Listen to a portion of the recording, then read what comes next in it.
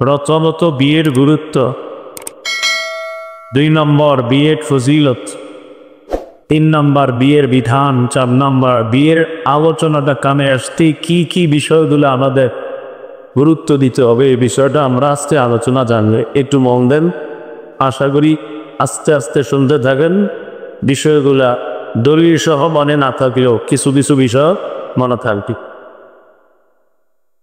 বিয়ে চুক্তের জন্য পবিত্র করা যথেষ্ট। সূরা রাত 38 নম্বর আয়াত। এই আয়াতে আল্লাহ পাক রব্বুল আলামিন বলেন,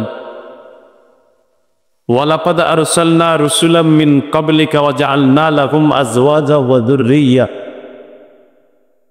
নবী, আপনার পূর্বে আমি বহু রাসূল দুনিয়াতে পাঠিয়েছি, সবাইকে আমি বিবি দিয়েছি, আবার সবাইকে আমি সন্তান দিয়েছি। আয়াতের মাধ্যমে বিয়ের গুরুত্ব বুঝে আসে। সব রাসূলের বিবি ছিল, সব রাসূলের পরিবার ছিল। তিরমিজির হাদিস 1080 নম্বর হাদিস।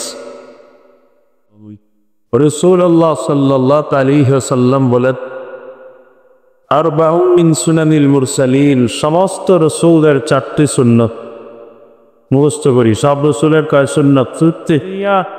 1 নম্বর আর নিকাহ, বিয়ে করা। 2 নম্বর সুগন্ধি ব্যবহার করা। 3 নম্বর সিওয়া, মেসওয়াক করা। 4 নম্বর হায়া, লজ্জা করা। সব রাসূলের 4 সুন্নত: বিয়ে করা, সুগন্ধি ব্যবহার করা, মেসওয়াক করা, আরেকটা হলো লজ্জাশীলতা। আল্লাহ আমাদের সকলকে 4টি সুন্নাহ গুরুত্ব দেওয়ার তৌফিক দান করুক। সহিহ বুখারীর বর্ণনা 5003 নম্বর হাদিস। এই হাদিসের মধ্যে আসছে 3 সাহাবী নবীর বিবিদের কাছে আসছে নবীর ইবাদত সম্পর্কে জানার জন্য। নবীর বিবিগণ বললেন, নবীজি ঘরে রাতের বেলা ঘুমায়, আবার তাহাজ্জুদ পড়ে, আবার বিবির হক আদায় করে। 3 সাহাবী চিন্তা করলেন, তিনি নবী, এই জন্য তিনি সারা রাত নামাজ পড়ে গাধা, তার তো আগে পরে কোনো গুনাহ নেই, তাই তার সারা রাত নামাজ পড়া প্রয়োজন হয় না। মানে সাহাবীদের বুঝ আসছে এটা। এক সাহাবী বললেন, ইন্নী আসুমু দাহরা, আমি সারা জীবন নফল রোজা রাখবো। ফরজ রোজা তো রাখবই, সারা জীবন নফল রোজাও রাখবো। ওয়ালা উফতিরু, একদিনও রোজা কমাই দিব না, 5 দিন হারাম দিন ছাড়া আমি সারা বছর রোজা রাখবো। এটা একজনের নিয়ত করছে। কয়জন ছিল? মোট 3 জন। ওয়াকাল আখার, আরেকজন বললেন, আসুমুল লাইলা আবাদা, আমি সারা জীবন সারা রাত নামাজ পড়বো। ওয়ালা আনামু, আমি ঘুমাবো না। কয়জন হলো? 2। তৃতীয় জন, আতাজিলুন নিসা ওয়ালা আতাজাওয়াজু, আমি জীবনে বিয়ে করব না, নারীদের থেকে আমি দূরে থাকি। নবীজি আয়েশা তাদের ব্যাপারে শুইনা তাদেরকে বললেন, শোনো, ইন্নী আখশাকুম লিল্লাহ ওয়া আতকাকুম লাহু। এই পৃথিবীতে যত মানুষ আছে সবার মাঝে আমি নবী আল্লাহকে বেশি ভয় পাই। সুবহানাল্লাহ। এই পৃথিবীতে যত মানুষ আছে সবার মাঝে আমার মধ্যে সবচেয়ে বেশি তাকওয়া, আল্লাহর ভয়, সেই আমি। আসুমু ওয়া উফতিরু, আমি প্রতিদিন নফল রোজা রাখি না, আমি মাঝে মাঝে নফল রোজা রাখি, আবার মাঝে মাঝে রাখি না। অমিগরা দেখেন নবী বলেন, আমি আল্লাহকে সবচেয়ে বেশি ভয় পাই, সে আমি ডেলি নফল রোজা রাখি না, মাঝে মাঝে রাখি, মাঝে মাঝে রাখি না। সোমবারে রাখি, বৃহস্পতিবারে রাখি, আশুরার 10 তারিখে রাখি, আগে একটা রাখি অথবা পরে একটা রাখি। মাসে 3 দিন, 13, 14, 15 আরবি মাসের এই 3 দিন আমি রোজা রাখি। নবী বললেন, একান্ত যদি রাখতে হয় আরো, তুমি মাসে 15 দিন রোজা, 15 দিন রোজা রাখো না। দাউদ নবী যেটা করতেন, একদিন রোজা রাখতেন, একদিন রাখতেন না, আবার রাখতেন, আবার রাখতেন না। এইভাবে 15 দিন রোজা, 15 দিন গ্যাপ। নবী বললেন, এটাও রাখতে পারো তুমি। আমি সবচেয়ে বেশি আল্লাহকে ভয় পাই, সেই আমি প্রতি মাসে প্রতিদিন রোজা রাখি না, সোমবারে রাখি, বৃহস্পতিবার রাখি, আর মাসের 13, 14, 15 এই 3 দিন আমি রোজা রেখেছি। তো রাসূলুল্লাহ সাল্লাল্লাহু আলাইহি সাল্লাম বলে দিলেন একটা বিষয়, তার মানে সাহাবী যিনি বলছে সারা জীবন রোজা রাখবে, তার বিষয়টা নবীজি বেশি সাপোর্ট করলেন না, যে না তুমি এটা করো না। আরেকজন বলল কি আমি সারা রাত নামাজ কিরো। রাসূলুল্লাহ সাল্লাল্লাহু আলাইহি সাল্লাম বললেন ওয়া আরকুদু, আমি সারা রাত নামাজ পড়ি না, আমি রাতের বেলা কিছু অংশ ঘুমাই, আমার শরীরের হক আদায় করি, আবার তাহাজ্জুদ পড়ে আল্লাহকে খুশি করি। নবীজি বুঝাইতে চায় সারা নামাজ পড়া এটা আমি তোমাদেরকে সমর্থন করি না, বরং তুমি ঘুমায়া শরীরের হক আদায় করবা, আবার কিছু অংশ তাহাজ্জুদ পড়ে আল্লাহকে খুশি করবা। এটা নবী উৎসাহ দিলেন। প্রতিদিন রোজা রাখবা, নবী উৎসাহ দিলেন না। মাঝে মাঝে রাখবা, মাঝে মাঝে রাখবা না। সারা রাত নামাজ পড়বা, নবী উৎসাহ না দিয়ে বললেন না সারা রাত দরকার নেই, ঘুমাইবা, শরীরের হক আদায় করবা, আবার শেষ রাতে উঠে তাহাজ্জুদ পড়ে আল্লাহকে খুশি করবা। নিজের হক আদায় করলা, শরীরের হক আদায় করলা, রবের হক আদায় করে রবকেও খুশি করে দিলা। তৃতীয় নাম্বার কি বলছে, বিয়ে করবে না উনি। ক্বালা রাসূলুল্লাহ সাল্লাল্লাহু আলাইহি ওয়াসাল্লাম আতাজাওয়াজু, আল্লাহ নবী বললেন আমি বিয়ে করি। তোমরা তোমাদের মধ্যে আমি নবী আল্লাহকে সবচাইতে বেশি ভয় পাই, সেই আমি সারা রাত নফল নামাজ পড়ি না, বরং আমি রাতের বেলা ঘুমাই, শরীরের হক আদায় করি, স্ত্রীকে সময় দেই, পান্নার হক আদায় করি, তাহাজ্জুদ পড়ে আল্লাহর হক আদায় করি। সুবহানাল্লাহ। ঘুমায়া নিজের হক আদায় করি, স্ত্রীকে সময় দেই, বান্দার হক আদায় করি, তাহাজ্জুদ পড়ে আল্লাহর হক আদায় করি। তাহলে নিজেরও হক আছে, স্ত্রীর হক আছে, আল্লাহর হক আছে, চোখের হক আছে, শরীরের হক আছে, বিবির হক আছে, আবার আল্লাহর হক আছে। নবী বলে একটা চাইরা আরেকটা না, তুমি সবগুলা ঠিক রাখতে হবে, শরীর ঠিক রাখো, বিবি ঠিক রাখো, আবার আল্লাহরেও খুশি কর। তাহলে নবীজিটা বলে দিলেন আমি বিয়ে করি, তোমরাও বিয়ে করবা। এরপরে হাদিসের শেষে নবী বলেন ফামান রাদিবা আন সুন্নতি ফালাইসা মিন্নি। নবীজি বলেন বিয়ে করা আমার সুন্নত, আমার এই সুন্নত যে অবজ্ঞা করবে সে আমার উম্মতের অন্তর্ভুক্ত নয়। বলি নাউজুবিল্লাহ। তাহলে তিনটা বিষয় শিখলাম। সূরা মাউদের 38 নম্বর আয়াত থেকে শিখলাম বিয়ে করা সব রাসূলের সুন্নত। তিরমিজির 1080 নম্বর হাদিস থেকে জানলাম বিয়ে করা সব রাসূলের সুন্নত। বুখারীর 5063 নম্বর হাদিস থেকে জানলাম বিয়ে করা স্পেশাল ভাবে আমাদের নবীর সুন্নত। সহিহ বুখারীর 5062 নম্বর হাদিস। এই হাদিসের বর্ণনা করে আব্দুল্লাহ ইবনে মাসউদ রাদিয়াল্লাহু তাআলা একটু পাওয়ানো যান। আব্দুল্লাহ ইবনে মাসউদ রাদিয়াল্লাহু তাআলা আনহু বলেন আমরা কয়েকজন যুবক নবীজির সাথে ছিলাম, কয়েকজন যুবক আমরা নবীর সাথে। নবীজি আমাদের দিয়ে তাকায় বললেন ইয়া মাশারাশ শাবাব মান ইসতাতা মিনকুমুল বাআতা ফালইয়াতাযাওয়াজ।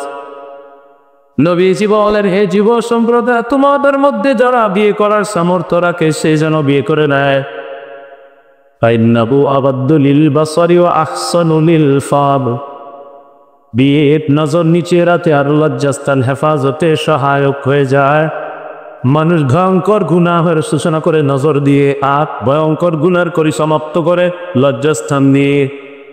নবীজি বলেন বিয়ে যদি কর গুনাহের যে সূচনা এই নজর হেফাজতে সহায়ক হয়ে যাবে, আর ভয়ঙ্কর অপরাধ লজ্জাস্থানের গুনাহ এই গুনাহ থেকে হেফাজতের জন্য বিয়ে সহায়ক হয়ে যায়। তাহলে নজর হেফাজতে বিয়ে সহায়ক, লজ্জাস্থানের গুনাহ থেকে বাঁচার জন্য বিয়ে করা। তাহলে সামর্থ্য থাকলে কি করা? বিয়ে কর। নর বয়স তো বিয়ে করছো নি তোরা বাপ তারা দা মাইক তো ডেলি সার্ভিস দাও, কামাই তো ভালোই নাকি? তোমার ওস্তাদরা কইবা তোমারও বিয়ে করাই দিবে, ঠিক আছে না? মাশাআল্লাহ ডেলি ইনকাম আছে, বিয়ে করে লইবা। যাদের ইনকামের ব্যবস্থা আছে বিয়ে করে লবে, যাদের কামাই আছে টাকা পয়সা আছে বিয়ে করে লবে। কে বলছে? নবী বলেন, কে বলছে? জোরে বলেন, কে বলছে? ও হুজুর, আব্বা বিয়ে করে না। কোন সন্তানের সামর্থ্য থাকার পরেও যদি বাবা তারে বিয়ে না করে, ফাইন্নামা ইসমুহু আলা আবি, ওই সন্তান যে গুনাহ করবে বিয়ে না করে বাবার কাঁধেও যাবি। এখন যুবকদের মনে প্রশ্ন আসছে, হুজুর যদি টাকা না থাকে তাহলে কি করব? নবী এটাও বলেছ, ওয়ামান লাম ইয়াস্তাতি' ফাআলাইহি বিস-সাওম, তোমাদের মধ্যে যাদের সামর্থ্য নাই তারা যেন রোজা রাখে। হাদিসের মাধ্যমে বুঝতে পারলাম নজর হেফাজত আর লজ্জাস্থান হেফাজতের দুই আমল। বলেন, নজর হেফাজত আর লজ্জাস্থান হেফাজতের কয় আমল? বলে, বিয়ে, রোজা। হয়তো বিয়ে নয়তো রোজা, গুনাহের সুযোগ নাই। হয়তো বিয়ে লোক না তো রোজার আরো গুনার সুযোগ নাই। হুজুর আমার গুনাহ হারো, নবীজি বলেন বিয়ে করো। হুজুর চাকরি নাই, নবীজি বলেন রোজা রাখো। হুজুর গুনাহ করে, নবীজি বলেন বিয়ে করো। হুজুর আমার টাকা নাই, নবী বলেন রোজা রাখো। তাহলে আমরা শিখতে পারলাম বিয়ে করতে হবে অথবা রোজা রাখতে হবে, গুনাহ করার কোনো সুযোগ নাই। আল্লাহ আমাদের যুবকদেরকে, তরুণ তরুণী যারা, সকলকে বিষয়টা গুরুত্ব সহকারে বুঝার তৌফিক দান করি। সহিহ বুখারীর বর্ণনা 5059 নম্বর হাদিস। এই হাদিসের বর্ণনাকারীর নাম সাঈদ ইবনে জুবায়ের, তার উস্তাদের নাম আব্দুল্লাহ ইবনে আব্বাস রাদিয়াল্লাহু আনহুমা। ওস্তাদ তার ছাত্রকে একদিন বললেন, قال لي ابن عباس رضي الله عنهما هل تزوجت? আমার উস্তাদ আমাকে বললেন, তুমি বিয়ে করেছো কিনা? আমি জবাব দিলাম, লা হুজুর, আমি এখনো বিয়ে করি নাই। আমার উস্তাদ আমাকে বললেন, তাজাওয়াজ, তাড়াতাড়ি বিয়ে কর। উস্তাদ ছাত্রকে বলছে, বিয়ে করছো? না হুজুর, বিয়ে করি রে। তাড়াতাড়ি বিয়ে। فإن خير هذه الأمة أكثرها نساء। এই উম্মতের শ্রেষ্ঠ, সবচাইতে যিনি শ্রেষ্ঠ তার অধিক স্ত্রী ছিল, আর তুমি এখনো একটাই বিয়ে করো নাই, তাড়াতাড়ি বিয়ে করো তুই। এখানে আবার মাসালা, একাধিক স্ত্রীর আসার মাসালা হলো সমতা বিধান করার যোগ্যতা থাকতে হবে। আল্লাহ বলে দিয়েছেন, فإن خفتم ألا تعدلوا فواحدة। শোনো, তোমরা যদি একাধিক বিবির মাঝে সমতা বিধান করতে তোমাদের দ্বারা সক্ষম না হও, যদি একাধিক বিবির মাঝে সমতা বিধানে তোমরা সক্ষম না হও, ফাওয়াহিদা, তাহলে এক বিবি ঠিক আছে। কেউ যদি মনে করে আমার একাধিক বিবি দরকার, আল্লাহ বলতেছে, শোনো, একাধিক বিবির মাঝে যদি তুমি সমতা বিধান করতে সক্ষম না হও, তাহলে কয়জন দিবেশ? বর্তমান জামানায় দেখা যায় অনেক মানুষ একাধিক বিবি রাখতে, মাশাল্লাহ রাখছে, রাখার পর কি করে, উনি ছোট বিবির কাছে খালি গিয়ে থাকে, বড় বিবির আর খোঁজ নেয় না, শুধু টাকা পাঠা। তো হলো না তো বিষয়টা। সমতা বিধান তো এটা বলে না। সমতা বিনা, একটা তরমুজ কিনছেন, একটা পকেটে টাকা ছিল না, কয়টা তরমুজ কিনছেন? টাকার অভাবে কয়টা কিনছে? একটা। বউ কয়জন? দুইজন। এই একটা পারলে মাইটা দুইজনটা অর্ধেক অর্ধেক দিতে হবে, একটু কম বেশি হবে না। এটার নাম সমতা।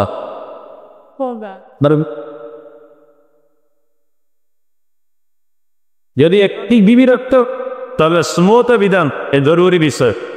নেবেন এটা নেই, তাহলে আমাদের মাঝে মাশাআল্লাহ বহু বিবাহের আলোচনা হয়, এতটুকু ঠিক আছে, কিন্তু সমতার আলোচনা হয় না। সমতার আলোচনাও জরুরি বিষয়। একাধিক বিয়ে এটা ইসলাম সমর্থন করে, কখন? শর্ত হলো সমতা বিধান করতে হবে, ইনসাফ করতে হবে। এক বিবির উপর জুলুম করে আরেক বিবিকে আপনি ঠকাবেন, এটা হবে না। নবী বলেন, কারো যদি একাধিক স্ত্রী থাকে আর সে যদি একদিকে বেশি যোগ থাকে, স্ত্রী দুইজন, কিন্তু সে একজনের দিকে বেশি যোগ আছে, তার কিয়ামতের ময়দানে তার চেহারাটাও এইভাবে জাহান্নামে দিয়ে যোগ হয়ে ফেলবে। ও সাবধান। আল্লাহ আমাদেরকে বোঝার তৌফিক দান করে। আব্দুল্লাহ ইবনে আব্বাস তার ছাত্রকে বললেন, বিয়ে করছো? কয় না। তাড়াতাড়ি বিয়ে করো। তাহলে আমরা কোরআন হাদিস থেকে কি বুঝলাম? বর্তমান সমাজে যারা গুনাহের মধ্যে জড়িয়ে পড়তেছে তাদেরকে আমরা অবৈধ বিষয়ের প্রতি উৎসাহিত না করে বৈধ বিষয়ে উৎসাহ দেওয়া, সেটা হলো বিয়ে করা। আবু দাউদের হাদিস 2050 নম্বর হাদিস। قال رسول الله صلى الله عليه وسلم تزوجوا الودود الولود فإني مكاثر بكم الأمم। নবীজি বলেন, এমন মেয়ে বিয়ে কর যে মেয়ের বংশে দেখবা মহিলাদের বেশি বেশি সন্তান হয়, যে বংশের নারীদের বেশি সন্তান হয়, এমন বংশের মেয়ে বিয়ে করবা। যে বংশের মেয়েরা অধিক মায়াবিনী হয়, এমন মেয়ে বিয়ে করবা। দুইটা বংশ বদুদা মানে মায়াবিনী, যে মেয়ের মধ্যে অধিক মায়া, স্বামীকে ভালোবাসবে, সন্তানকে ভালোবাসবে, পরিবারকে ভালোবাসবে। আল ওয়ালুদা, ওয়ালুদ শব্দের অর্থ হলো যে বেশি বেশি সন্তান জন্ম দিতে সক্ষম। নবী বলেন তো এমনি মুফসিরুন বিকুমুল উমাম, অধিক সন্তান যদি জন্ম দিতে পারো কিয়ামতের ময়দানে তোমাদের সংখ্যাধিক্য উম্মত নিয়ে আমি নবী কিয়ামতের ময়দানে গর্ব করব। আমার উম্মত বেশি, এই জানি আমি নবী কিয়ামতের ময়দানে গর্ব করব যা আমার সবচেয়ে বেশি উম্মত। পন্দ আপনাদের ঘরে ক্যালেন্ডার আছে, নিচে লেখা 2টি সন্তানের বেশি নয়, একটি হলে ভালো হয়। পরিবার পরিকল্পনা মন্ত্রণামূলক কি কয়, 2টি সন্তানের বেশি নয়, একটি হলে ভালো হয়। কোথায় লেখা? ক্যালেন্ডারে। এটা নিচে দেখবে ছোট একটু করে লেখা আছে। সহিহ বুখারী 6161 নম্বর হাদিস দ্বারা বোঝা যায় কিয়ামতের ময়দানে সবচেয়ে দাগী আসামি হবে 5 জন। কয়জন? সহিহ বুখারী 6161, সহিহ বুখারী 6672। এই 2 হাদিস দ্বারা বোঝা যায় কিয়ামতের ময়দানে সবচেয়ে বড় দাগী আসামি হবে কয়জন? 2 নম্বর আসামি হবে সে যে দারিদ্রতার ভয়ে 3য় সন্তান নেয় না, 3য় সন্তান নেয় না। এই ভয়ে যে ওটারে খাওয়াবে কে, এই ভয়ে সন্তান নেয় না। এই ব্যক্তি দাগী আসামিদের একজন হবে যে আমার সন্তান কে খাওয়াবে। এই জন্য যদি সন্তান না নেয় তো কিয়ামতের ময়দানে বড় বড় আসামি যারা হবে তাদের একজন কেউ। আল্লাহ হেফাজত করা। সূরা নামের 151 নম্বর আয়াতে আল্লাহ বলে ওয়ালা তাকতুলু আওলাদাকুম মিন তোমরা তোমাদের সন্তানদেরকে দারিদ্রতার ভয়ে হত্যা করো না। নাহনু নারযুকুকুম ওয়া ইয়াহুম, তোমাদেরকে আমি রিজিক দেই, তোমাদের সন্তানদেরকেও আমি রিজিক দেই। সূরা বনী ইসরাঈলের 30-31 নম্বর আয়াতে আল্লাহ বলেন ওয়ালা তাকতুলু আওলাদাকুম কাশইয়াতা ইমলাক, দারিদ্রতার ভয়ে সন্তান হত্যা করো না। নাহনু নারযুকুহুম ওয়া ইয়াকুম, তোমাদের সন্তানদেরকে আমি রিজিক দেই, তোমাদেরকেও আমি রিজিক দেই। আকিনা সাফ করে না, বলেন আমাদেরকে রিজিক দেয় কে? আমাদের সন্তানদেরকে রিজিক দেয় কে? তাহলে সন্তানকে দারিদ্রতার ভয়ে হত্যা করা এই আকিদা যার থাকবে কিয়ামতের ময়দানে ভয়ঙ্কর দাগী আসামিদের একজন হবে। আল্লাহ আমাদেরকে হেফাজত করে। মনে আসেনি কোথায় ছিলাম? এমন মেয়ে বিয়ে করা যে মেয়ে মায়া বেশি, যে মেয়ে পরিবার ভালোবাসবে, স্বামী ভালোবাসবে, সন্তান ভালোবাসবে, এবং যে মেয়ে সন্তান অধিক পরিমাণে জন্মদানে সক্ষম, এমন মেয়ে বিয়ে করা। নাসাইর হাদিস, নাহা রাসূলুল্লাহ সাল্লাল্লাহু আলাইহি ওয়াসাল্লাম আনিত তাবাত্তুল, রাসূলুল্লাহ সাল্লাল্লাহু আলাইহি সাল্লাম একাকিত্ব নিষেধ করেছেন, একাকী থাকাটা নিষেধ করছেন। একা থাকলে ইবলিস এসে ধরে, একা থাকলে কে তো ইবলিস। নবী যে একাকিত্ব নিষেধ করেছেন, নির্জনতা অবলম্বন করছে নবী নিষেধ করছে। প্রথমান জমান এমনি কাছে জঙ্গলে চলে যেতে চায়, তুমি কিচ্ছু করবে না, জঙ্গলে চলে যাবো আমি শেষ, উনি হেরু। আল্লাহ রাসূলের নিষেধ করছে মিয়া থামো এই সমস্ত ফাইজলামি ছাড়া। নবীজি বলেন না সুরুরাত ফিল ইসলাম, ইসলামে বৈরাগ্যতা বলতে কিছু নাই। এই বৈরাগ্যতা ইসলামে নাই। অনেকে দেখবেন বর্তমানে বাস নিজেদেরকে দাবি করে তারা বিভিন্ন শ্রেণী, যে তারা সারা জীবন বিয়ে করে না, কিন্তু ভিতরের খোঁজ নিয়ে দেখেন কি করেন, কি করে না সারা জীবন বিয়ে করেন। মাটি তথ্যরা আজকে তো যাচাই করো, যারা বিয়ে না করে বিভিন্নভাবে বিভিন্ন গুরু সেই বোঝা থাকে, তাহলে তথ্য কি করবেন? যাচাই করে দেখবেন, যে ভয়ঙ্কর তথ্য পাবেন তখন বলবেন নাউজুবিল্লাহ, এগুলারে জোর করে বিয়ে করো। তো এগুলো আজকে নাম্বার আলোচনা, বিয়ের গুরুত্ব নম্বর আলোচনা, বিয়ের ফজিল। বিয়ের 1 নম্বর ফজিল, যারা মনে করেন হুজুর আমার টাকা পয়সা আছে কিন্তু বেশি নেই, কম। সূরা নূরের 32 নম্বর 18-13 নম্বর পৃষ্ঠা আল্লাহ বলে যাদের টাকা পয়সা একটু কম আছে ওদেরকে বলো, ওরা যদি নিজের সতীত্ব হেফাজতের জন্য বিয়ে করে আমি আল্লাহ ওদেরকে ধনী বানায় দিন। ওয়ানকিহুল আয়ামা মিনকুম ওয়াসসালিহিনা মিন ইবাদিকুম ওয়া আওয়াদিকুম। আল্লাহ তাআলা বলেন তোমাদের মধ্যে অবিবাহিত ছেলে মেয়ে তাদেরকে তোমরা বিয়ে করায় দাও।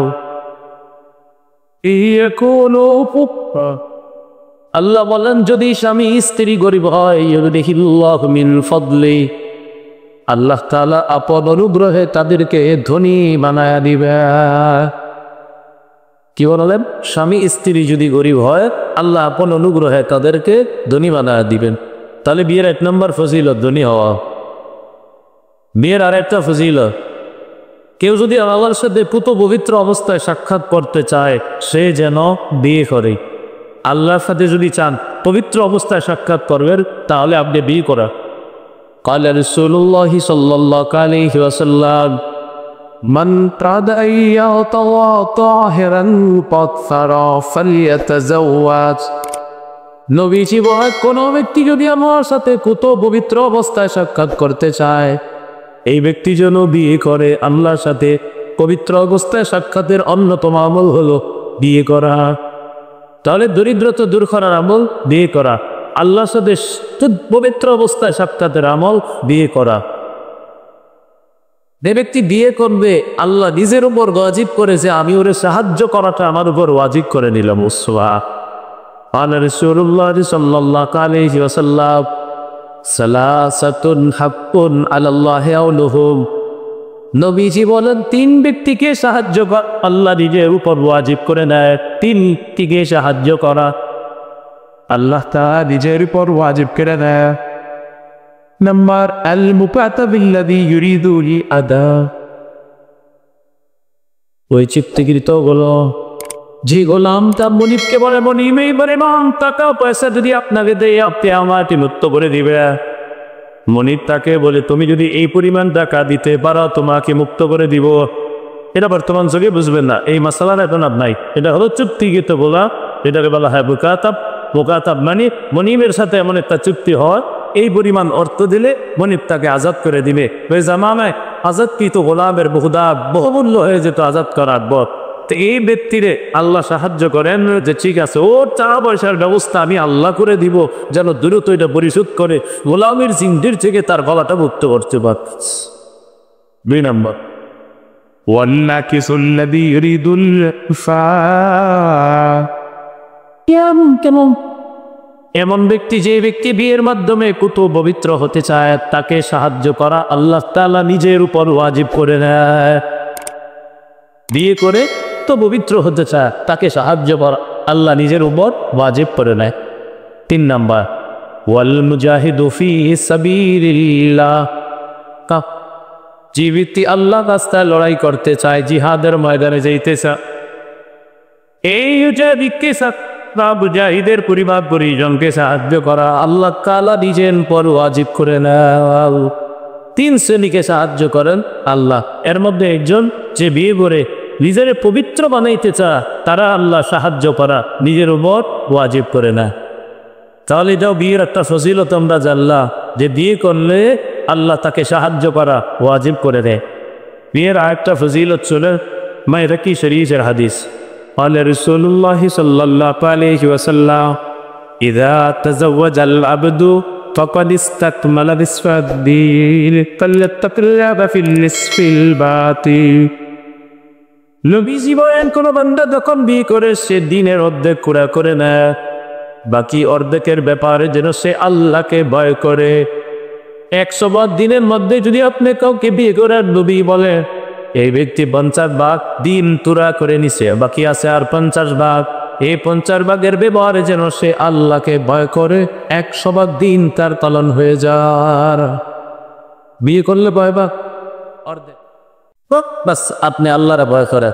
অন্য হাদিস এটার ব্যাখ্যা আসছে এইভাবে قال رسول الله صلى الله عليه وسلم من رزقه الله امرأة صالحة, আল্লাহ তাআলা যদি কোনো ব্যক্তিকে দিনদার স্ত্রী দান করেন নেককার স্ত্রী দান করেন আলাহু আলা শাকরি দীনিহি, আল্লাহ তাআলা তাকে অর্ধেক দিন পালনে সাহায্য করে নেন। আল্লাহ আপনার জন্য নেককার বিবি দিছে, কেমন যেন আল্লাহ আপনার দিন পালনে অর্ধেক সাহায্য করছে আল্লাহ আপনার, বাকি রইল অর্ধেক।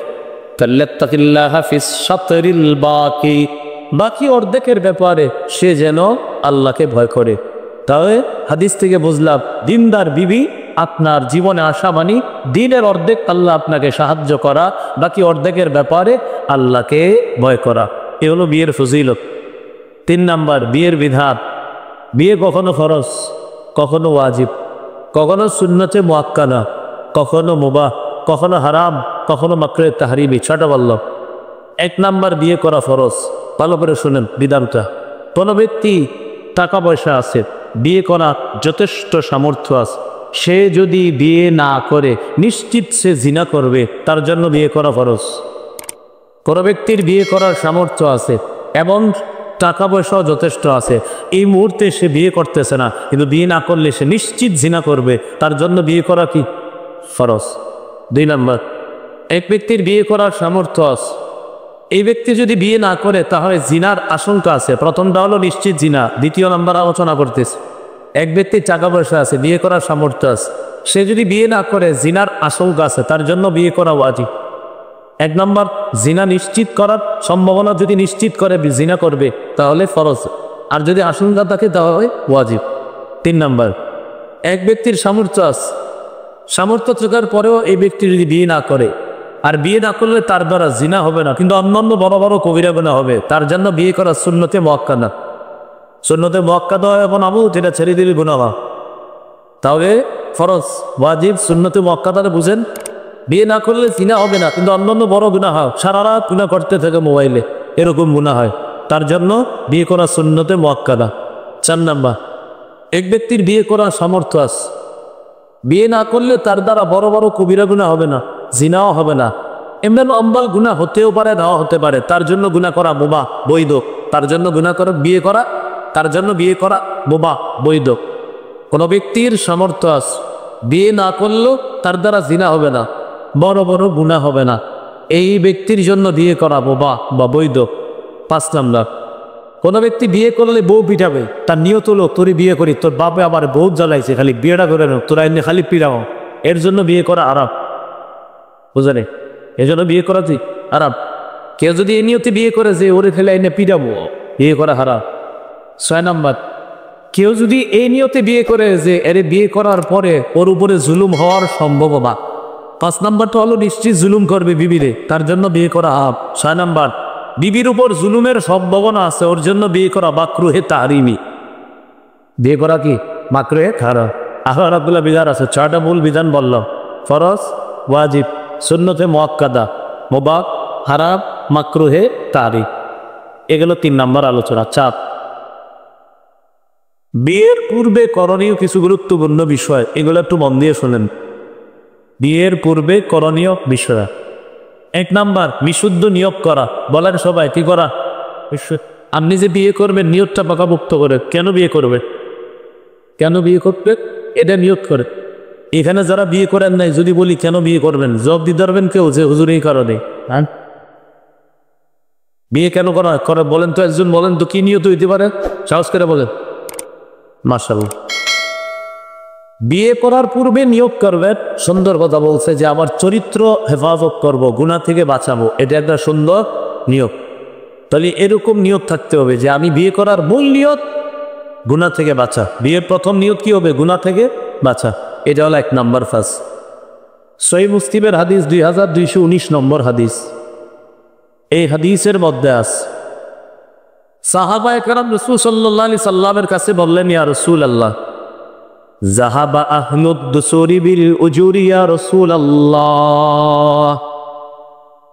গরিব সাহাবীরা আল্লাহ নবীর কাছে আসলেন, আসার পর বললেন, ইয়া রাসূলুল্লাহ, টাকাওয়ালারা সব কামাই করে ফেলতেছে। গরিব সাহাবীরা নবীর কাছে এসে বললেন, ইয়া রাসূলুল্লাহ, টাকাওয়ালা সাহাবীরা সব কামাই করে ফেলছে। নবীজি বললেন, বলো কি বলবা? সাহাবীরা বললেন, ইসাল্লুনা কামা নুসাল্লি ওয়া ইয়াসুমুনা কামা নাসুমু। ইয়া রাসূলুল্লাহ, ধনীরা নামাজ পড়ে, আমরাও নামাজ করি। ধনীরা রোজা রাখে, আমরাও রোজা রাখি। সমান সমান। ধনীরা নামাজ পড়ে, গরিব সাহাবীরা বলতেছে আমরাও নামাজ করি। কি হলো? সমান। ওয়াসুমুনা কামা নাসুমু, তারা রোজা রাখে আমরাও রোজা রাখি সমান। ওয়ায়াতাসাদ্দাকুনা বিফুজুলি আমওয়ালিহিম ইয়া রাসূলুল্লাহ, ধনীরা দান সৎকা করে, আমরা তো এটা আর পারি না। গরিব সাহাবীরা বলেন, হুজুর ধনীরা সব কামাই করে ফেলতেছে।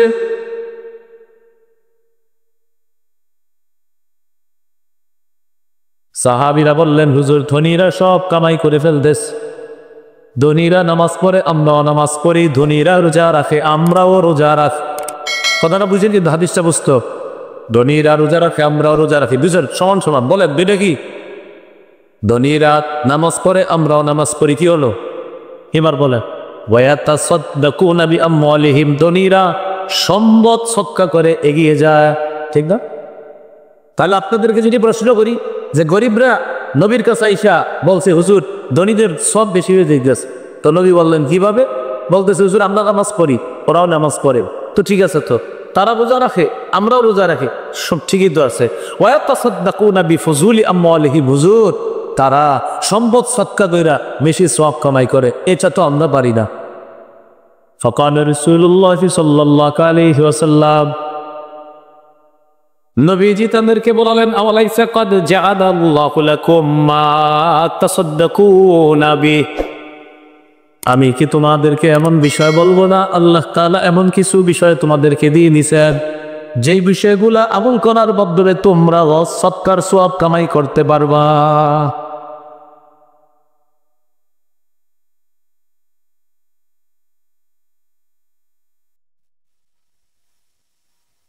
নবী বললেন, আল্লাহ তোমাদেরকে কি এমন কিছু দেয় নাই যেটার মাধ্যমে তোমরাও সৎকার সওয়াব কামাই করতে পারবা? তোমরাও চাইলে সৎকার সওয়াব কামাই করতে পারবা, তোমরাও চাইলে সৎকার সওয়াব কামাই করতে পারো। এটা আপনারা পেরেশান হয়ে নাই, দিকে তাকান। আমার বয়ানের পরে যারা বয়ান করবে দেখবেন তখন আর বাচ্চারা বেশি লাফাবে না। কেন জানেন? এটা অন্যদেরকে দোষ দেই না, আমার পুরো বয়ানে কোরআন হাদিস বলি তো ইবলিস বাচ্চাদেরকে খোসায়, তোরা চিল্লা চিল্লা, বুঝলে? যেন আমি যেই কোনো বয়ানে যাই, যাওয়ার আগে দেখি পুরা মাঠ ঠান্ডা, আমি বুঝলি এদিকে আওয়াজ হবে ওই দিকে আওয়াজ হবে, এটা আমি কারো দোষ দিই না, ইবলিস খোসায় এই আওয়াজ। কেন? যে ওর পুরা বয়ানটাই সোয়াব আর সোয়াব, এটা আমি ইবলিস সহ্য করতে পারি না, এই জন্য হ্যারে ডিস্টার্ব করা দরকার। উনি ইবলিস আমার সব মাহফিলই ডিস্টার্ব করে, আপনারা টেনশন করেন না। আমার পুরা প্রত্যেকটা মাহফিল একটা ক্লাসের মধ্যে হয়, ক্লাসের নাম হলো কোরআন হাদিসের ক্লাস, এটা তো ইবলিস কোনোভাবে সহ্য করে না। এই দেখবেন অন্য কোনো আলোচক উনি যতক্ষণ কোরআন হাদিস না বলবে, যদি একটা সুন্দর ঘটনা আপনাদেরকে শোনায় শুরু দিয়া, দেখবেন পুরো বাট নীরব, চারোদিক নীরব। মানে ইবলিস ততটা ঝামেলায় পড়ে না, যেই কোরআনের আয়াত কমু ইবলিস টেনশনে পড়ে, হাদিস কমু ইবলিস, কারণ কল আল্লাহ কল রাসূলুল্লাহ এটা ইবলিস হইতে আসে না। এটা আপনারা না সব জায়গায় যত জায়গায় যাবো এই ডিস্টার্ব ইবলিস আমারে করতে থাকে। নবীজি বললেন, আল্লাহ কি তোমাদেরকে এমন বিধান দেয় নাই যেটার মাধ্যমে তোমরা সদকা করতে পারো? গরিব সাহাবীরা বলে, হুজুর এটা আমার কি বিধান? তখন নবীজি বললেন, শোনো তোমাদেরকে কিছু বুদ্ধি শিখিয়ে দিই। ইন্না বিকুল্লি তাসবিহাতিন সাদাকা, একবার সুবহানাল্লাহ পড়বা সদকার সওয়াব হবে। সুবহানাল্লাহ বলেন, সুবহানাল্লাহ। ওয়া বিকুল্লি তাহমিদাতিন সাদাকা, যতবার আলহামদুলিল্লাহ পড়বা সদকার সওয়াব হবে। ওয়া বিকুল্লি তাহলিলাতিন সাদাকা, যতবার লা ইলাহা ইল্লাল্লাহ পড়বা সদকার সওয়াব হবে। লা ইলাহা ইল্লাল্লাহ। ওয়া বিকুল্লি তাহমিদাতিন সাদাকা, যতবার আলহামদুলিল্লাহ পড়বা সওয়াব হবে। ওয়া বিকুল্লি তাকবীরাতিন সাদাকা, যতবার আল্লাহু আকবার বলবা সদকার সওয়াব হবে। সুবহানাল্লাহ বলবা সদকার সওয়াব হবে। আলহামদুলিল্লাহ বলবা সদকার সওয়াব হবে। লা ইলাহা ইল্লাল্লাহ বলবা সদকার সওয়াব হবে। আল্লাহু আকবার বলবা সদকার সওয়াব হবে। ধনীরা টাকা দিয়ে সদকা কামাই করে, তোমরা এই তাসবিহগুলা মাধ্যমে সদকা কামাই করে নাও। ওয়া আমরুন বিল মারুফি সাদাকা, সৎ কাজের আদেশ করবা সদকার সওয়াব। ওয়া নাহিয়ুন আনিল মুনকারি সাদাকা, অসৎ কাজ থেকে নিষেধ করবা সদকার সওয়াব। এগুলো নবী বইলা দিস।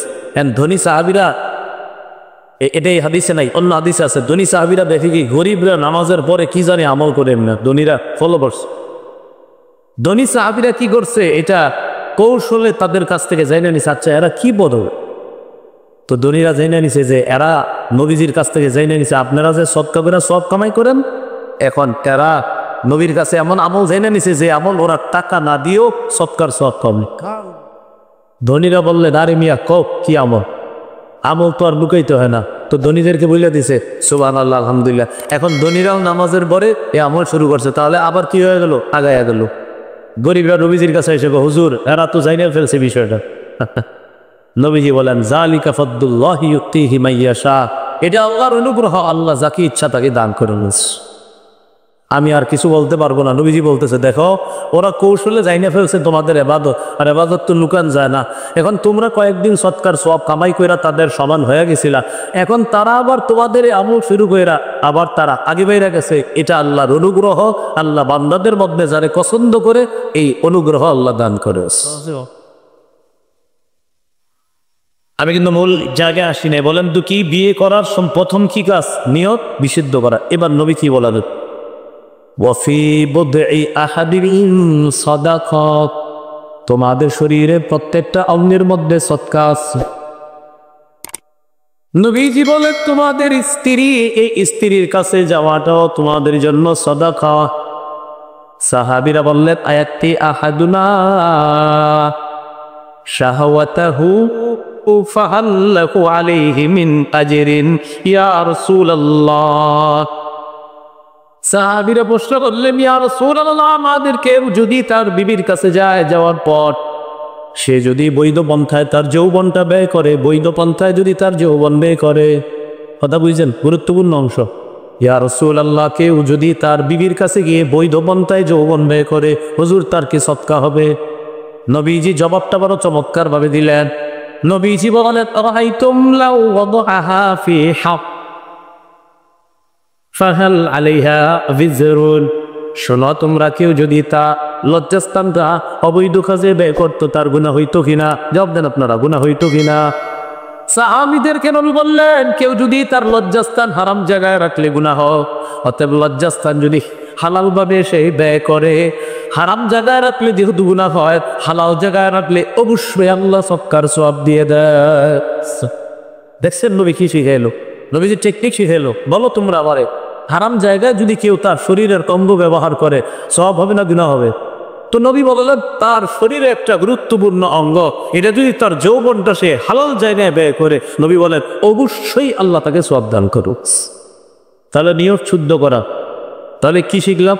বিয়ে করলে এক যৌবন হেফাজত হবে, আমার নজর হেফাজত হবে, আমার লজ্জাস্থানের গুনাহ থেকে বাঁচবো, আমার চরিত্র রক্ষা হবে, পাশাপাশি বিয়ে করলে আমার যে যৌবনটা খরচ হবে এটার সওয়াব আল্লাহ দাঁড়ায়। তাহলে এক নাম্বার নিয়ত বিশুদ্ধ করা। মনে থাকবে সবার ইনশাআল্লাহ। আল্লাহ সকলকে মনে রাখার তৌফিক দান করেন। 2 নাম্বার, পাত্র পাত্রীর সম্মতি লাগবে। পাত্র পাত্রীর সম্মতি, এই বিষয়টা আমরা অনেক সময় ভুল করি। মা ছেলে বাগামে তাদের সম্মতি নিতে হবে। যাবারা ভুলটা করেন না। হঠাৎ একটা মেয়েরা এসে বলতেছেন তোর বিয়ে ঠিক করে ফেলছে, কিচ্ছু বললেন না, কিছু বললেন না। এই মেয়ে হয়তো আপনার চেহারার দিকে তাকায় রাজি হয়ে যায়, পরে এমন ঘটনা ঘটাবে যে আপনি কল্পনা করবেন না। পাত্রপাত্রীর সম্মতি জরুরি। বলেন পাত্রপাত্রীর সম্মতি জরুরি। দলিল 4 পারা 20 নম্বর 20টা সূরা নিসার 19 নম্বর আয়াতে আল্লাহ বলেন ইয়া আইয়ুহাল্লাযীনা আমানু লা ইয়াহিল্লু লাকুম আন তারিসুন নিসা আকাবুহা, এ মুমিনগণ তোমাদের জন্য বৈধ না কোন মেয়ের তোমরা জোরপূর্বক উত্তরাধিকার হবা, এটা তোমাদের জন্য বৈধ না। আমনে কোনো মহিলার জোরপূর্বক স্বামী হওয়া বৈধ না। আপনি বিয়ে করতে নেশারা বিয়ে করেন এই বলতেছে কেউ তার স্ত্রী জোরপূর্বক স্বামী হওয়াটা যে আমি না জোরপূর্বক হব, আল্লাহ বলতেছে এই কাজটা করো না। জোরপূর্বক কারো উত্তরাধিকার হবা এটা চেষ্টা করো না। সম্মতি লাগবে। তাহলে 2 নম্বর জরুরি বিষয় কি লাগবে? সম্মতি লাগবে। ছেলেরও সম্মতি, মেয়েরও সম্মতি লাগবে। 3 নম্বর সমতা বিধান। সমতা, আপনি ছেলের বাবা তো মোটামুটি আপনার স্ট্যাটাস আপনার জানা আছে, মেয়েটাও মোটামুটি একটু সমতা রাখার চেষ্টা করা। আরবিতে এটাকে বলে কুফু, বাংলায় বলে সমতা। সমতা বিধানের চেষ্টা করা। ইবনে মাতার হাদিস 1968 নম্বর হাদিস। قال رسول الله صلى الله عليه وسلم تخيروا لنطافكم। নবীজি বলেন, তোমরা উত্তম বংশধরদের জন্য তোমরা সমতা বিধানের প্রতি লক্ষ্য রেখে উত্তম মহিলা নির্বাচন করবা। তোমাদের পরবর্তী প্রজন্ম যেন উত্তম হয়, এই জন্য তোমরা এমন মেয়ে নির্বাচন করবা যে মেয়ের থেকে তোমার পরবর্তী প্রজন্ম উত্তম প্রজন্ম দুনিয়াতে আসবে। গুরুত্বপূর্ণ কথা। তাখাইয়ারু লিনুতাফিকুম, তোমাদের পরবর্তী প্রজন্মের জন্য উত্তম নারী নির্বাচন করবা। ওয়াকিহুল আকফা ওয়া আনকিহুল আকফা। নবীজি বলেন, সমতা বিধান করে তোমরা মেয়েকে বিয়ে করাবা অথবা মেয়ে ছেলের কাছে বিয়ে দিবা। সমতা বিধান করে কোনো মেয়েকে বউ করে আনবা অথবা মেয়েকে অন্য ছেলের কাছে যে দিবা, সমতা বিধান রাখবা। নবী বলছেন, আনকিহুল আকফাকা ও আনকিহু ইলাইহিম। মেয়ে যখন ঘরের বধূ করে আনবা, সমতার প্রতি লক্ষ্য রাখবা। মেয়েকে যখন অন্য ছেলের কাছে বিয়ে দিবা, সমতার প্রতি লক্ষ্য রেখে নিয়ে নিবা। তাহলে ঝগড়াঝাটি হওয়ার সম্ভাবনা কম থাকবে। না খালি খোটাগুলি ফেলবে, খোটা আমাদের বাবা সে খোটা চলতে থাকবে। হ্যাঁ, খোটা যেন কেউ কাউরে খা দিতে পারে। আল্লাহ আমাদেরকে বোঝার তৌফিক দান করে। কয় নাম্বার গেল? 3 নাম্বার গুরুত্ব। 1 নাম্বার নিয়ত বিশুদ্ধ করা, 2 নাম্বার জোরপূর্বক না বরং সম্মতি, 3 নাম্বার সমতা বিধান করে স্বামী স্ত্রী দুইজনের সমতা মোটামুটি বিধান করার চেষ্টা করা। এটা হলো 3 নাম্বার। 4 নাম্বার,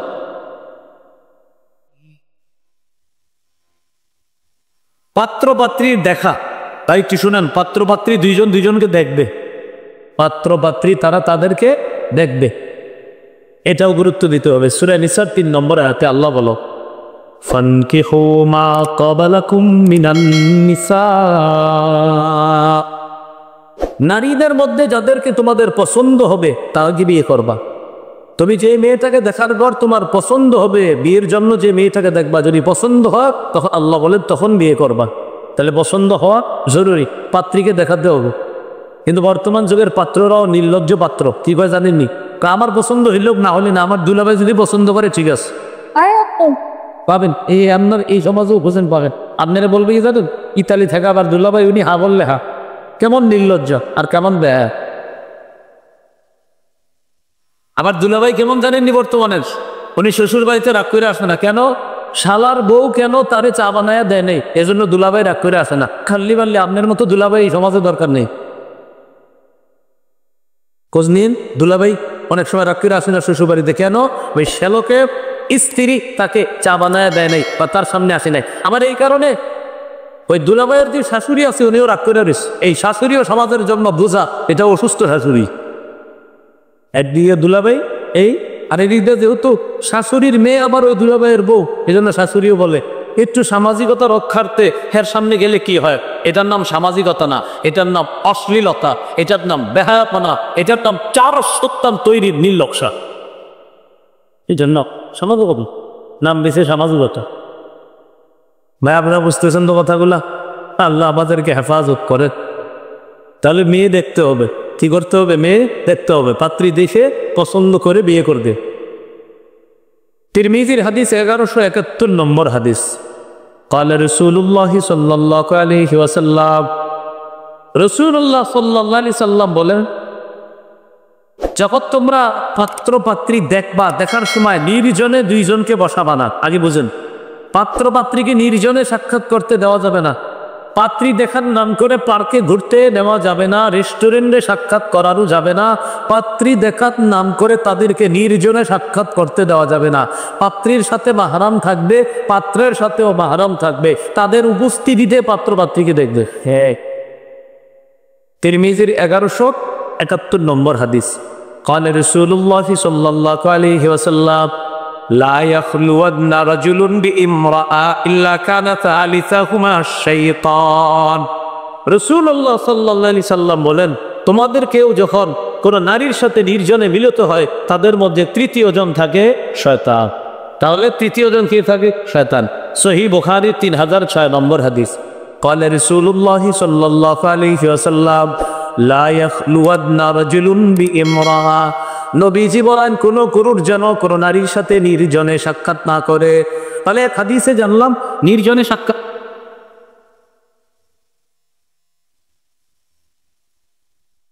নির্জনে সাক্ষাৎ করলে তৃতীয় জন হয় শয়তান, এটা জানলাম এক হাদিস থেকে। আরেক হাদিস থেকে জানলাম নির্জনে সাক্ষাৎ করলে নারী পুরুষ তাদের তৃতীয় জন হয় শয়তান। আর বুখারী হাদিস থেকে জানলাম নির্জনে সাক্ষাৎ এটা নিষেধ, আল্লাহ রসুলেরই নিষেধাজ্ঞাটা আমরা মাথায় রাখবো। পাত্রপক্ষ মাথায় রাখবেন, পাত্রীপক্ষ কথাটা মাথায় রাখবে। আল্লাহ কথাগুলা বোঝার তৌফিক দান করে। তাহলে 5 নাম্বার গেল। 4 নাম্বার পাত্র পাত্রীকে দেখা। এবার আসেন, আপনার মা বাবা আপনারে নিয়ে যাবে পাত্রী দেখানোর জন্য, আপনার কানে কানে বলছে শোনো তোমার জন্য একটা মেয়ে আমরা নির্বাচন করছি, মেয়েটারে তুমি দেখতে যেতে হবে। আর মেয়ের মা বলে দিবে তোমাকে একটা ছেলে দেখতে আসবে। ভাই একটু এই জায়গাটা গুরুত্ব দিয়ে শোনেন, তখন কি করবেন? যারা এখানে আছেন বিয়ে করেন নাই কারা কারা একটু হাত তোলেন, আমি সুন্দর নিয়মটা বলে দিই, হাদিসে আসছে। হাত তুলেন এইভাবে টান টান করে, সবার সঙ্গে আপনাদের জন্য দোয়া করবো, বিয়ে করতে পারেন জানো। এক মুরব্বিও হাত তুলছে, মাশাআল্লাহ, হাত তোলে না হইতে পারে।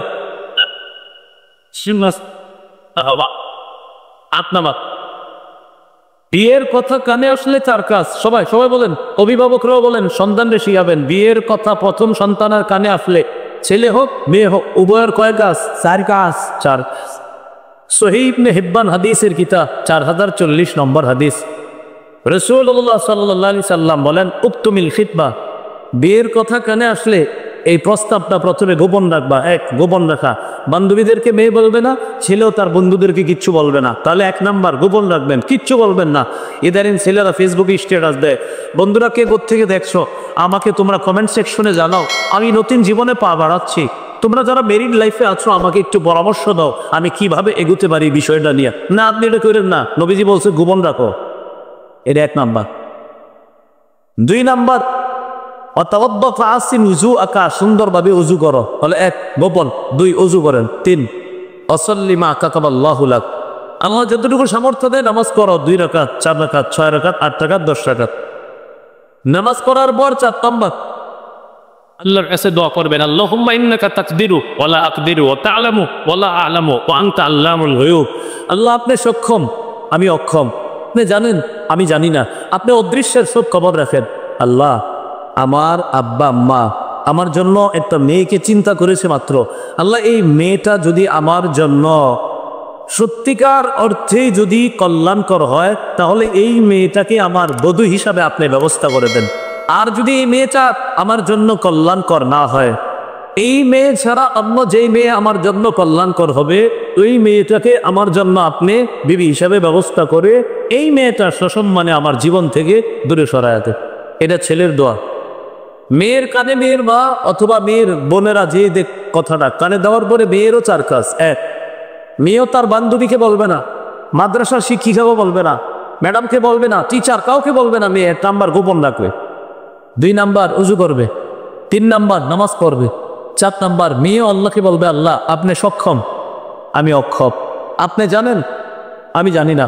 আল্লাহ আপনি অদৃশ্যের সব খবর রাখেন। আল্লাহ আমার মা বাবা আমার জীবনের গুরুত্বপূর্ণ একটা সিদ্ধান্ত নিতে যাচ্ছে, একটি ছেলের ব্যাপারে আমার জন্য আমার আব্বা আম্মা চিন্তা করেছে। এই ছেলেটি যদি আমার জন্য কল্যাণকর হয়, তাকে আমার স্বামী হিসেবে আপনি ব্যবস্থা করে দেন। যদি এই ছেলে আমার জন্য কল্যাণকর না হয়, যেই ছেলে আমার জন্য কল্যাণকর, ওই ছেলেকে আমার স্বামী হিসাবে আপনি ব্যবস্থা করে দিয়েন। এটা মেয়ে দোয়া করেন। এটার নাম ইস্তেখারা। বলে এটার নাম সবাই বলার, এটার নাম কি? ইস্তেখারা। এটার নাম কি বলেন তো? ইস্তেখারা। এই ইস্তেখারা করে এরপরে বিয়ে করবে। মনে থাকবে নি কথাগুলো ইনশাআল্লাহ। তাহলে 4টা বিষয় আমরা জানলাম। বিয়ের গুরুত্ব জানলাম, বিয়ের ফজিলত জানলাম, বিয়ের বিধান জানলাম। 4 নম্বরে জানলাম বিয়ে করার পূর্বে কিছু করণীয়। এখানে 1 নাম্বার নিয়ত বিশুদ্ধ করা। 2 নাম্বার সম্মতি। মাশাআল্লাহ মাশাআল্লাহ মাশাআল্লাহ, এই ভালো শ্রোতা একজন পাওয়া গেছে, আপনারা কইতে পারেন নাই। 3 নাম্বার মাশাআল্লাহ কফু মিলানো, ভুলে ফেলছে। এলো 2 নাম্বার সম্মতি, 3 নাম্বার উহু মিলানো, 4 নাম্বার ইস্তেখারা করা, যে আমার জন্য কল্যাণকর কিনা, এরকম ইস্তেখারা করা। সবশেষ একটা গুরুত্বপূর্ণ কথা, মুমিন ছেলে মুশরিকা মেয়েকে বিয়ে করবে না। মুসলিমা মেয়ে মুশরিক ছেলের কাছে বিয়ে দিবে না। সূরা বাকারা 221 নম্বর আয়াত। লা তানকিহুল মুশরিকা, তোমরা মুশরিকা মেয়েকে বিয়ে করবা না। এই আয়াতে আছে ওয়ালা তুনকিহুল মুশরিকিনা, মেয়েকে মুশরিক ছেলের কাছে বিয়ে দিও না। দেখেন বর্তমান যুগে আপনারা ইলেকট্রনিক মিডিয়ায় অমুসলিম আর মুসলিম এই দুইজন আপনারা সম্পর্কে জড়িয়ে পড়ছেন, এটা অন্যায়। আয়েশা সিদ্দিকা নাম দেখে একটা মেয়ের সাথে সম্পর্কে জড়ছে, কিছুদিন পরে শুনে মেয়ের নাম আয়েশা সিদ্দিকা না, মেয়ের নাম এমন নাম যে মেয়েটা মুসলমানই না। আবার মেয়েরা এমন ছেলে দেখা ফেসবুক বা কোনোভাবে সম্পর্কে জড়িয়ে পড়তেছে, ছেলের নাম আব্দুর রহমান, আব্দুর রহিম, মাশাআল্লাহ কত সুন্দর নাম, আবার পাকড়ি পরা, সুন্দর ছবি দেওয়া। সম্পর্ক হওয়ার পরে 6-7 মাস 1 বছর পরে জানতে পারে ছবির লোক সেই ছেলে না, সেই ছেলের নাম আব্দুর রহমান না, বরং তার এমন এক নাম যে নামও বোঝা যাচ্ছে সে মুসলমান না, অন্য ধর্মের অনুসারী। এখন মেয়ে এমন পর্যায়ে বুঝছে, বাপেরে বলে তাকে ছাড়া আমি বাঁচবো না, ছেলেও বলে ওরে ছাড়া আমি বাঁচবো না। এই বাঁচাবাচির সম্পর্কের পর্যায়ে কিন্তু যায় না। হ্যাঁ, এগুলো হারাম, এগুলো করা যাবে না। আল্লাহ আমাদেরকে হেফাজত করেন। সূরা বাকারা 221 নম্বরে বন্ধু বন্ধুরে শেয়ার করবেন এই আয়াতটা, আয়াতের অনুবাদটা দেখবেন। ছেলে মুসলিম মেয়ে অমুসলিম, মেয়ে মুসলিম ছেলে অমুসলিম, এই জাতীয় সম্পর্ক খারাপ। আল্লাহ আমাদের সকলকে বিয়ের ব্যাপারে যে 4টি কথা আলোচনা হলো গুরুত্ব সহকারে কথাগুলা মনে রেখে অভিভাবক শ্রেণী যারা আছি আর যাদের সামর্থ্য আছেন আপনারা বিয়ে করে ফেলেন। কালকে ইনশাল্লাহ বিয়ের জন্য আপনারা একটা চেষ্টা শুরু করে দেন। হ্যাঁ সত্যি বলছি, গুনাহ করেন না, কিন্তু ইনকাম আছে, 20,000 15,000 বেতন আছে, আল্লাহর রহমতে বিয়ে করে ফেলেন, দেরি করেন না। আর যদি বলেন হুজুর বিয়ে করবো না আমি গুনাহ করি, তাহলে রোজা রাখা শুরু করে দেন, গুনাহের কোনো সুযোগ নাই। আল্লাহ আমাদের সকলকে আজকের কথাগুলা বুঝে শুনে আমল করার তৌফিক দান করেন। এখন আপনারা একটা কাজ করবেন, সেটা হলো আমি এখন অনেক দূরে যাব, চলেন আপনারাও আমার সাথে দুটা বাস দিয়ে আপনাদেরকে নিয়ে যাই, জায়গায় যাবেন? বাস নাই, আমার পক্ষে গাড়িও সম্ভব না ব্যবস্থা করা, তাহলে না হলে আপনাদেরকে নিয়ে যাওয়াই দরকার ছিল। কি বলেন? দরকার ছিল? মা ফেলে আপনাদের থিয়া চলে যেতেন আপনারা। আর জোরে বলেন, চলে যেতেন সবাই, বলেন আরো জোরে বলো। জোর হয় নেই, হ্যাঁ 2 হাত তুলে দেখা, ঠিক বাবা, টান টান। আরে মাশাআল্লাহ, আপনারা হাত উঠে দেখাইছেন যে আপনারা যাইতেন না, আপনারা অতএব যাবেন না। এখন আলোচনা করবে, মাশাআল্লাহ উনি গুরুত্বপূর্ণ আলোচনা করবে, তাত্ত্বিক আলোচনা করে অনেক সুন্দর আলোচনা করবে। আমরা কেউ উঠাউঠি করবো না, ব্যক্তির দিকে না তাকায় আলোচনা শোনেন, ব্যক্তির দিকে না তাকায় কথা শোনেন, কথাগুলা কি বলে এগুলা শোনেন। এই জন্য আপনারা আমাদের দেশে একটা ভুল, এটা হলো আমরা ব্যক্তির আবেগে আমরা বেশি ঝাঁপায়া পড়ি। এটা না, ব্যক্তির কথা, আমরা কথার দিকে গুরুত্ব দিব, ব্যক্তির দিকে গুরুত্ব না দেওয়া। আপনাদের জন্য দোয়া করে যাই, আজকে আপনারা এখানে যারা আছেন আল্লাহ যেন সবার সাথে জান্নাতে দেখা করায় দেয়। এই শর্তে যে আমি যাওয়ার পরে কেউ উঠবেন না, এই শর্তে আপনাদের জন্য যাইতে যাতে একটা দোয়া করবো যে আল্লাহ যারা বসে থাকবে কষ্ট করে তারা আসছে, মাশাআল্লাহ আমার কথাটা রাখছে, ওদের সাথে মায়া করে আমারও জান্নাত দিয়ে দিয়ে এই দোয়াটা করতে করতে যাব। আমি যাইতে যাইতে দেখবো যে কেউ উঠছেন কিনা, যদি না উঠেন তাহলে মন থেকে দোয়াটা চলতেই থাকবে। আল্লাহ আমাদের সকলকে আজকের যে গুরুত্বপূর্ণ 4টি কথা বললাম, কথার উপর আমল করার তৌফিক দান করেন। আমিন। ওয়া আখিরু দাওয়ানা আনিল হামদুলিল্লাহ।